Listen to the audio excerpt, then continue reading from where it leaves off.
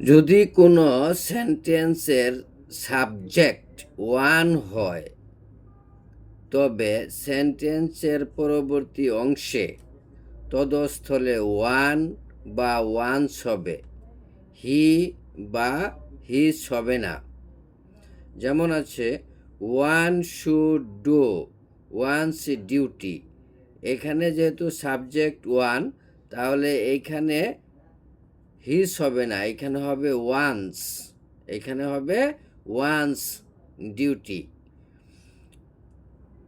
One does not know when one will die. এখানে যেহেতু subject one, এখানে subject one, এখানে আরেকটা সেন্টেন্স আছে হোয়েনের পরে। এখানে কি, এখানে সাবজেক্ট আছে ওয়ান, এখানে কিন্তু হি হবে না।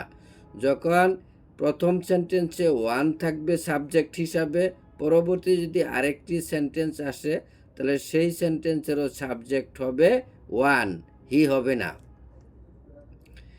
একটি সেন্টেন্সে ভিন্ন ভিন্ন পার্সন থাকে। একটি সেন্টেন্সে ভিন্ন ভিন্ন পার্সন থাকে। প্রথমে সেকেন্ড পার্সন, তারপর থার্ড পার্সন এবং সর্বশেষে ফার্স্ট পার্সন বসে। এটাকে আমরা 231 বলতে পারি। 231 মানে এখানে টু দ্বারা বোঝানো হয়েছে সেকেন্ড পার্সন, থ্রি দ্বারা বোঝানো হয়েছে থার্ড পার্সন এবং ওয়ান দ্বারা বোঝানো হয়েছে ফার্স্ট পার্সন। এগুলো সাবজেক্ট হিসাবে থাকে যখন ভিন্ন ভিন্ন পার্সন দ্বারা সেন্টেন্স গঠন করা হয়। যেমন you, he, and I must go there. You, he, and I are invited. কিন্তু যখন দোষ স্বীকার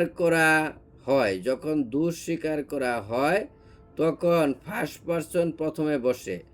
যখন দোষ স্বীকার করা হয় তখন ফার্স্ট পার্সন প্রথমে বসে। তখন এটাকে আমরা মনে রাখার সুবিধার্থে বলবো 132। 132 মানে ওয়ান দ্বারা বোঝায় ফার্স্ট পার্সন, থ্রি দ্বারা বোঝায় থার্ড পার্সন, টু দ্বারা বোঝায় second person.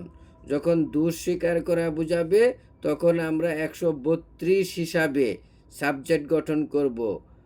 I, he, and you are to blame.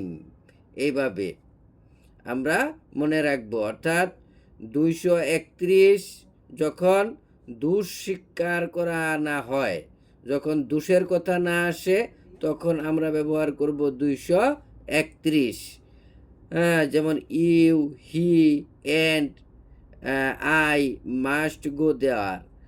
যখন দোষ স্বীকার করা বোঝায়, কোনো সেন্টেন্সে দোষ স্বীকার করা বোঝায়, তখন আমরা ব্যবহার করব কি 132 হিসাবে। মানে ওয়ান দ্বারা ফার্স্ট পার্সন, থ্রি দ্বারা থার্ড পার্সন, টু দ্বারা সেকেন্ড পার্সন। তখন আমরা সেন্টেন্সের সাবজেক্টটা এইভাবে গঠন করব। I, he, and you are to blame.